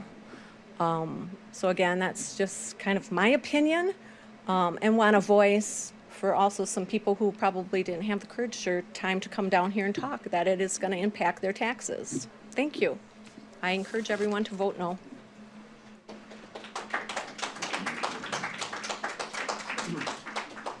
That's all the speakers that have, we concluded our list of people who signed up, but if you have not had a chance to speak yet and you would still like to speak, you can approach either podium. I'm actually going to ask that we keep this moving, kind of keep doing the same thing. If we could always have one person at each podium and alternate, that would be great. State your name and address, and you'll have 4 minutes. Just throw my stuff on the floor. Hi, my name is Sue Ryan. I live at 2425 Center Avenue, Janesville, Wisconsin. I've lived in this town a long, long time, probably 45, 50 years. I've bounced back and forth between Rockford and stuff like that, but I got nice idea, wrong timing, living within our means. Living within our means as a community as a whole takes discipline on the part of the elected by we the people, all the citizens of Janesville. What percentage of our community will be able to afford to make use of this ice arena / convention center? When we had a roller rink, people lost interest and it shut down and became a convention center, which is now for sale. Holiday Inn Express holds conventions, so we have 2 convention centers already and could hold a small to medium convention at Emily's, where the motel is by Walmart, because they have plenty of space in some of these big rooms. And the Barn on Prairie is another option for a small seminar or convention. We have 2 ice arenas currently, with the one at the fairgrounds, which could be shared with other ice sports rather than just the curling club, which are continuing to use rent-free well beyond the fair use stage. How many possible lose-lose situations can one medium-sized community sustain? The cost of living has skyrocketed, and the people with medium homes and incomes are starting to live on credit cards.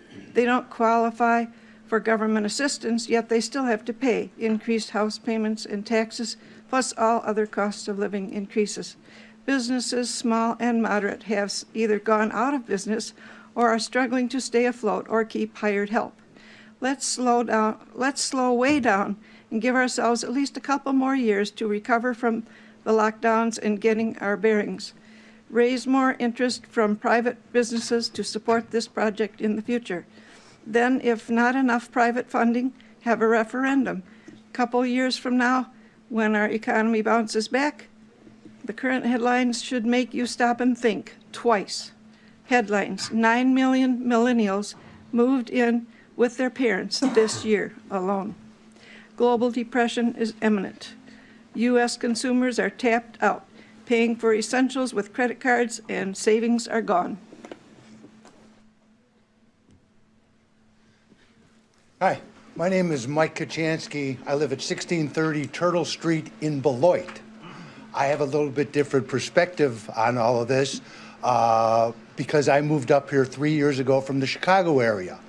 One of the things that I was happy about was that there was an ice arena. I'm a player. I'm 68 years old. I still play hockey. I play at the Janesville rink. I'm there 3 times a week. I think a lot of people miss the big picture of what a facility like this can bring to the area. Just having the rink currently in Janesville brings me to Janesville. Otherwise, I would never come here. Like I said, I play 3 times a week. I go out for a beverage after most times, which also helps to pump some money into the local economy. I see that there are 2 sides to all of this, but I think a lot of people are missing the big picture and how it affects them, but they're also part of a bigger community, okay? And this is going to attract people locally from the areas around here. You have tournaments here. It's going to be a boon for restaurants. It's going to be a boon for hotels and other facilities. So it's going to have a much more far-reaching effect than just your $35 or $50 in taxes, or whether you take advantage of the facility or not. There's other benefits that it's going to give to the community as a whole. Thank you.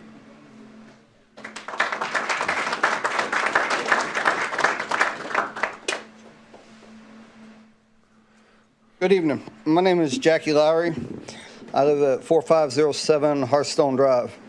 I've only been here for a couple of years. Me and my family, we moved up here in 2018 from California. And I did 18 years law enforcement. And in that time, I've seen what a lack of things for kids to do in a community. I've seen what that goes to. Okay, I did 18 years in the correctional field, and I don't even know why it's not why it's this much of a fight to do something for our kids. Okay, to provide something for our kids to do, to not be out there causing trouble, to not be out there getting in trouble.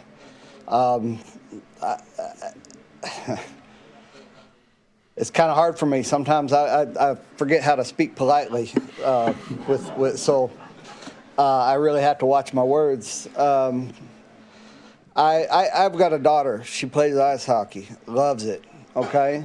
I got another daughter, loves to skate. Again, this is not the best way I can put it, but this is something that'll help our whole community, okay? If we got jobs coming, veterans, this would be a perfect place for veterans to work, okay? If we've got all these opportunities to bring other tournaments in, you got the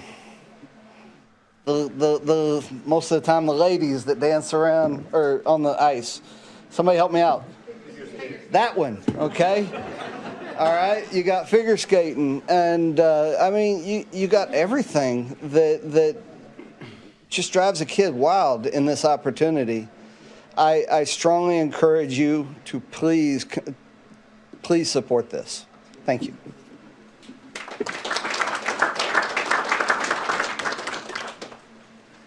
Hello, my name's Donna Johnson. I live at 3912 North Edgewood Drive, Janesville. I've been a Janesville resident since 1975, so you can all figure out how old I am. Please remember the original request was for the ability to have 2 sheets of ice. It's been a request for 10, 15 years now as the community and the organization grows. Janesville Youth Hockey currently has over 14 teams sharing 1 sheet of ice. This does not include the high school teams, varsity, JV, or Fury, nor does it include the Learn to Skate programs, figure skating, adult hockey league, the Jets, and curling. Our ice rink is a place where families, friends come together, teams are built, bonds are, friendships are made, and it all takes place under this one roof. So instead of, we need to look at the opportunity it brings to our city. Right now, if you look at the month of December, your ice rink is hosting 17 public skates. I don't think our swimming pools do that. I don't think our basketball courts do that. It's the only facility in Janesville for the youth to go to. As the gentleman said earlier, if we don't create something for them to do, there will be trouble.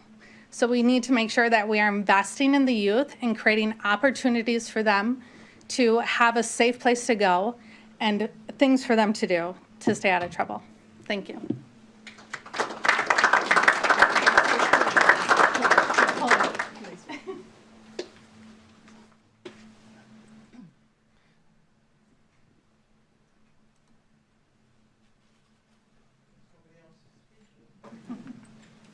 My name is Sharon McCarzick. I'm a recent resident of Janesville. I came here about 5 years ago. I'm at 3618 Amherst Road. And I have no problem. All these young people need an ice rink, and it's a wonderful idea. But I am here on as a senior citizen wondering why, as the people that are older cannot get like a freeze on their property taxes and split this up. I just got a referendum last year about schools, and they did something, and then my taxes went up again, $600. I cannot sustain this, but there has to be some type of assistance. I came from Illinois, and Illinois has I didn't like a lot of stuff in Illinois. They're Democrats, and they do not listen to you. I went to a referendum similar to what this is regarding our aldermen. And I knew that they made that, we talked and we complained and said things, and they made their decision, was in the Tribune paper the next day, that everybody said, why bother? It snowed the other day. My neighbors all said, oh, we did the referendum again for Walmart. Why are you even bothering to come tonight? And I says, I just felt that I needed to hear what the rest of the number of people in my area, I've never been to one of these things, so I wanted to see what the rest of the area had to say. I understand, and I love the idea of this ice rink, but it shouldn't be on the backs of the taxpayers or senior citizens, like a number of people have complained, that they just can't make ends meet with inflation and things that are going on. It just isn't sustainable for us. I moved here with the property taxes are now getting close to what I left in Illinois. And I don't know whether how much further I have to go to move to find some relief from this. But like I said, I'm all for the growth in the the growth of the city.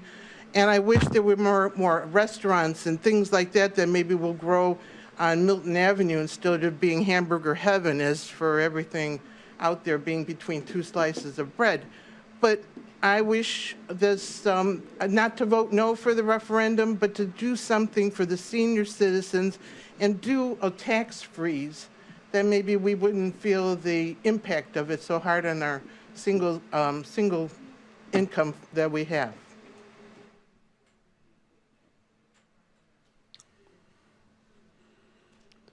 Anyone else wishing to speak?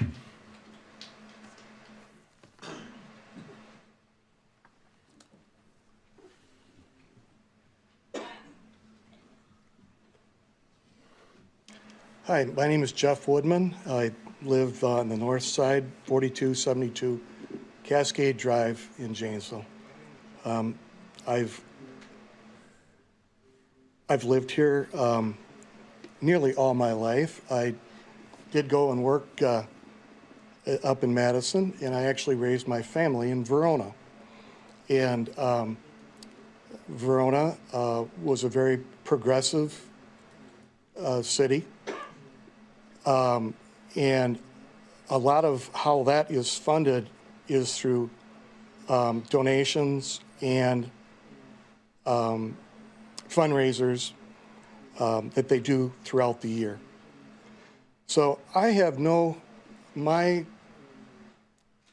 this isn't a fight. This is a good demonstration of concerned citizens coming up, showing up, letting you folks know how they feel, whether it's about a new facility or to try and hold the line on property taxes.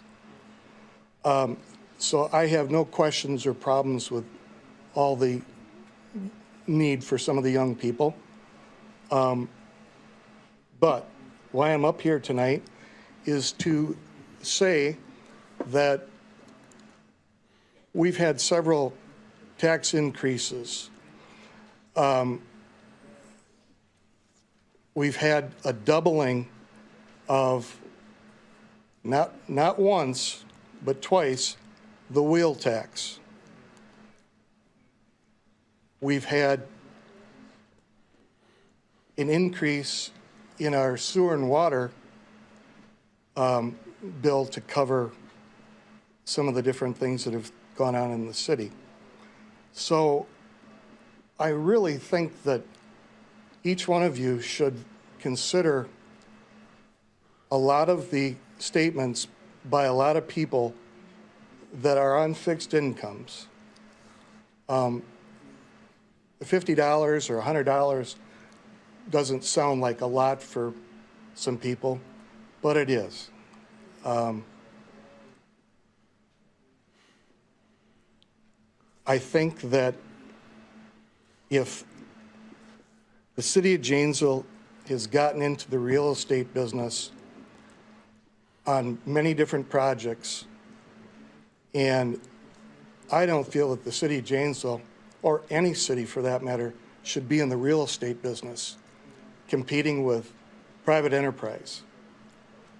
So I think that the city really needs to reel things back in. I see in the crowd tonight a few bankers, and I've had some privilege to do some work with some of these bankers.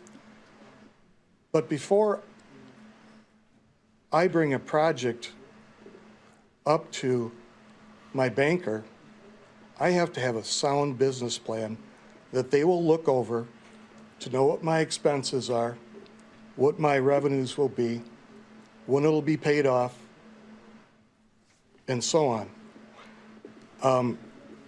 I dare say that what is being proposed would not stand up to that test. So I don't think anyone can tell us what the outlay is going to be going forward, but I know this is a foot in the door and costs will go up. So I hope that you will all consider that and actually vote no at this time with the economy the way it is. So thank you. Thank you.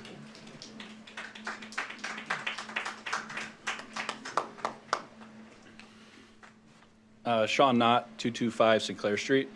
Really like what you said about the process. That's what we're asking for tonight from you 7 council folks, is to continue the process to allow us to see the feasibility of this.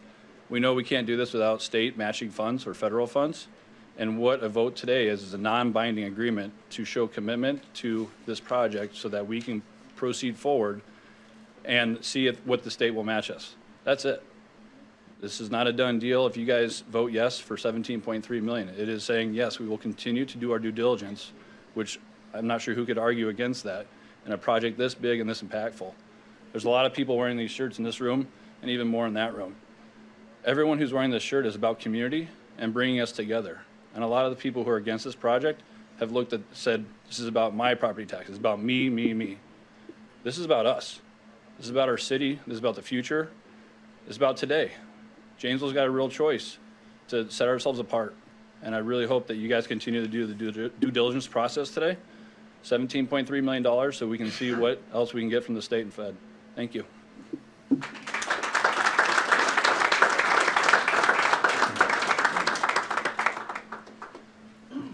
Hi, my name is Al Kendall. I'm at 1516 North Pontiac. Moved up here in 2011. One of the reasons my wife and I brought our family up here was because we lived in Illinois. Just to piggyback on a previous gentleman who was speaking, they tend to treat your house equity as a piggy bank down there. And I'm concerned that we're starting to move in that direction here. Like other people had said, I have no problem with an ice arena. It just comes down to who's paying for it. If it was really that great a deal, they would have found private funding versus public funding. This shouldn't be on the taxpayers. Thank you very much.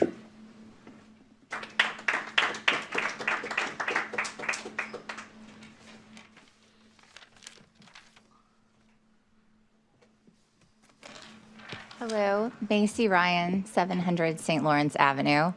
I've lived here in Wisconsin for almost 7 years. I'm actually a Texan from Austin, but I will have to say, much to the chagrin of my father, when the Packers played the Cowboys, I rooted for the Packers, and they won, so go Pack. I will say that I lived in Austin when I saw it grow a lot. A city is a living thing, and it will take on a life of its own. And what our responsibility here is to do is to make sure that it grows sustainably and responsibly. And this opportunity that we have is the reuse of a space that is dead, that is dark, that is closed and shuttered, that is a safety risk to the city by being abandoned. And we have people who have come here today who have done their research on how to safely reuse this space. and on something that will impact this economy in a big way, and that will impact it for generations to come. This is a history-making moment right here. You'll be making history if you vote to keep trying to figure out this project. I think this is a good fit for this space, and I think that we need to figure it out. Now, I've heard a lot of people talking about money worries, and that's something that I grew up with for sure. My family was always worried about money, so I completely understand the people in the room who've said $50 a year is a lot of money for me. I think we do still need to keep forging ahead and figuring out how we can do this, because this is for the future of our city. Every city that grows, and like I observed in Austin, it is an investment. That's the lay of the land. That's the state of the state. The city will give money to bring in employers, to create spaces to meet, conference spaces, convention centers. When Austin was growing, I saw them do two things, well, three things. It was growing downtown, which we're doing right now, creating spaces to meet, convention centers, bringing conventions into town, conventions coming into town, different festivals, South by Southwest, things like that came to Austin, brought millions and bring millions of dollars into that city, and it's created lots of different economic impact on the side to different small and large businesses there. The third thing that we did was create different events, festivals, music festivals, and things like that, which the convention center is going to do. I am a mother, and I can't imagine going to bed at night and not doing every single thing I can to improve the future for my children here. We do have a brain drain. We don't have enough things for kids to do. When I first moved here, I was going to have to go out of town to Madison to go to music classes for my kids, and there's not a children's museum here yet. There are just different things that are not here, and I think that this will be a very important thing to have here. I also think that we are talking about the future. So your $50 a year is an investment in the future of this town. Your children, your grandchildren, your nieces, your nephews, your neighbors, their kids. We're going to create jobs. We're going to have over I forget what they said, how many $1 million impact a year. It's going to be really important. The other question is, should we be raising money in the private sector? Yes, we should, and I think my number's wrong, but I believe it's almost $5 million that has been raised. There are many other capital campaign projects going on right now, and all those people who are donating to all of them. So I want you to know that those people are doing their job. We can all do our job together to make this a better place to live.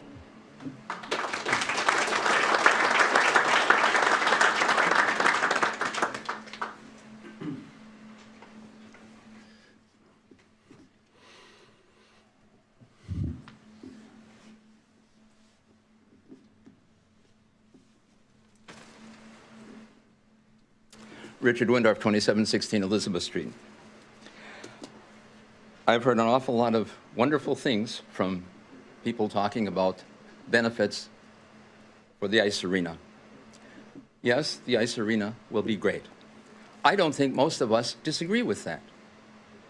I think what we do disagree with, many of us, and the majority, I think, of us, is how are we going to fund it? Now, we've often heard the expression, put your money where your mouth is. Well, it seems that we've sort of turned that around a little bit.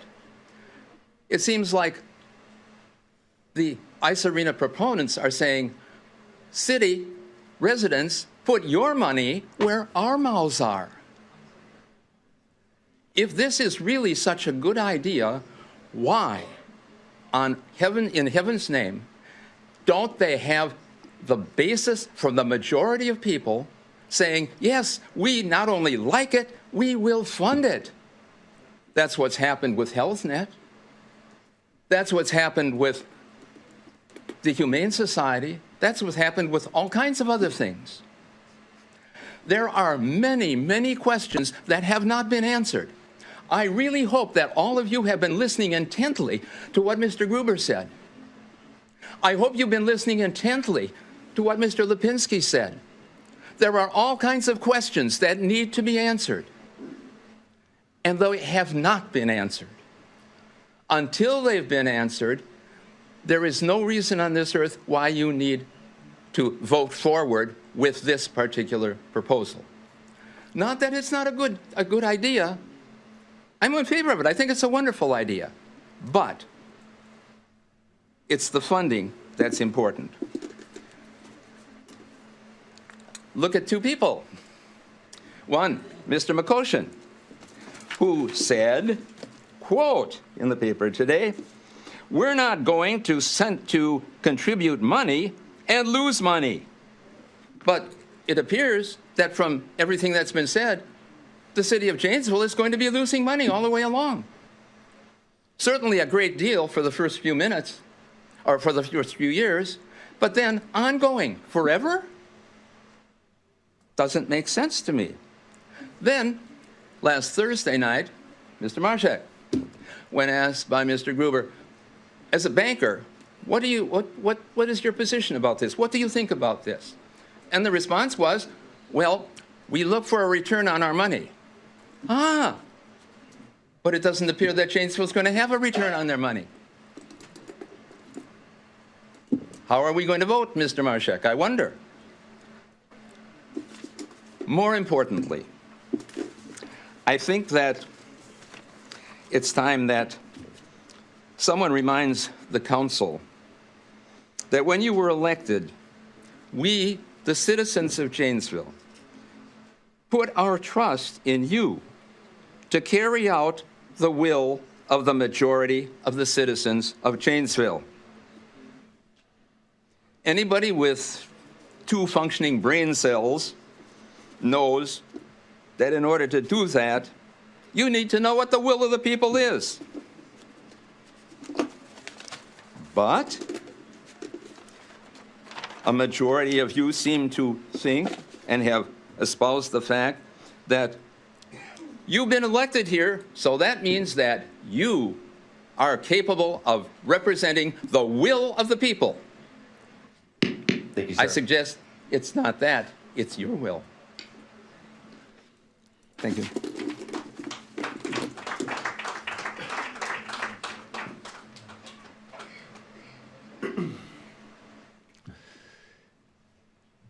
Last call, anyone wishing to provide public comment this evening? Oakley Ryan, 1000 East Milwaukee Street. I just want to say thank you to each and every person in this room, and I truly mean that from the bottom of my heart. Our house we live in was built in 1850 by Edward Whitten. He came from Massachusetts in 1830, I think on a horse. I'm not sure what else he would have come on, to pave the way in the new frontier. He helped write our first Constitution. He was the first Supreme Court Justice of the state of Wisconsin. You can see his mugshot in the Capitol. And I feel his vibe in our house because this is a great state because we can have these conversations. I think that we should continue these things because I think there are a lot of people who are going to go to restaurants in downtown. And it's a great downtown booster. But I appreciate everyone coming out. I honestly do. What I love about Janesville is where we live. There's no typical resident in our neighborhood. We're all walks of life. We all walk together, and I honestly appreciate it. And thank you so much for council for listening tonight. I appreciate it.